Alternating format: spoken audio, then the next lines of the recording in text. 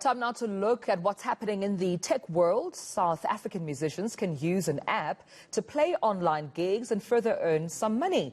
Also, Vodacom has rolled out commercial 5G. So tech expert Toby Shapshak joins me now via Skype to discuss these and other developments. Toby, good to have you and good morning to you.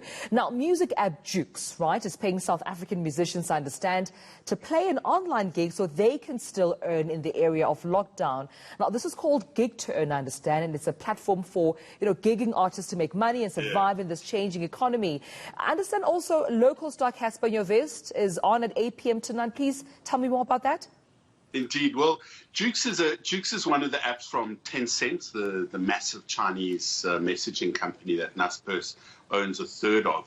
And what they've realized is that musicians can't earn a living if you can't go into a club and play music or a bar. So they've taken their budget and they've allocated to paying musicians. Now, isn't that just the greatest story? They're using their marketing budget to keep musicians in some form of income. They play live gigs. People are watching on the Jukes app on their phone. I just think it's a wonderful initiative, and Casper Nyovest tonight at 8 p.m. But they do a whole range of people, Freshlyground, some really proud South African musicians. And it's a really great initiative because, of course, that's what people need. They don't need sympathy. They need cash in their wallets, especially if you're a musician. Right. So good for Jukes, good for Tencent.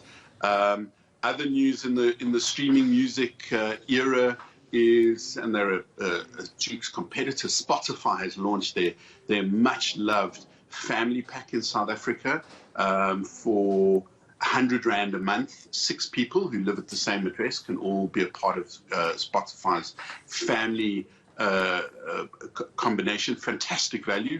100 Rand is about $5.30. In the States, the equivalent is $16, which is about 300 Rand. So 3 times the price. If you lived in America, it's a really wonderful service, a premium service of Spotify. I've been using it for years. It's really great. And finally, the big news of the week is that Vodacom has launched 5G commercially, and they are using these very clever routers from Huawei. I understand some of Huawei's technologies involved in the 5G rollout, certainly in Gauteng. But this little device will give you the connection speeds to the internet via cellular that you would normally get from fiber. And it's fantastic.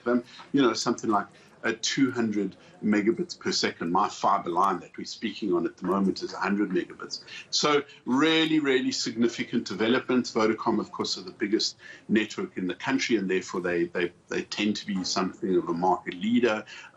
So the fact that you can now get 5G, especially in this era of work from home, really fantastic. So you can have one of these beautiful little Huawei 5G routers sitting on your desk like I have, and get very fast internet coverage. So some good news amongst the bad, especially if you're into music.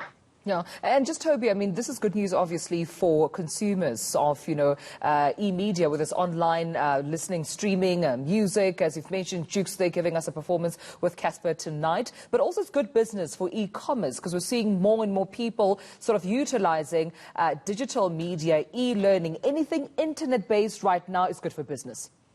Exactly. And of course, local is lacquer. The thing about e-learning is that Khan Academy is really wonderful, but actually research has shown that people learn better if they're being taught by someone who looks like them and someone who speaks their language. So, if education is in your local language, if it isn't English, even if it is English, if it's by someone who speaks with the same accent as you, really important. And of course, e-commerce is booming. If only the government would let Takealot sell everything. Let Takealot sell whatever they got in the warehouse. Let Pick and Pay and Woolworths and Checkers sell whatever they've got in the store. We need to light the fires of this economy as quickly as possible. I can't understand government's attitude towards e-commerce. I really can't. It makes no sense. It's irrational. Maybe Ibrahim Patel bought something from Takealot and they messed up his order, and this is his chance to get revenge. I don't know what he's got against Takealot. Well, of course, we'll leave it at that, Toby. Thank you so much for highlighting some of the perks and the cons when it comes to technology in South Africa at this stage. Toby Shapshak, our tech expert.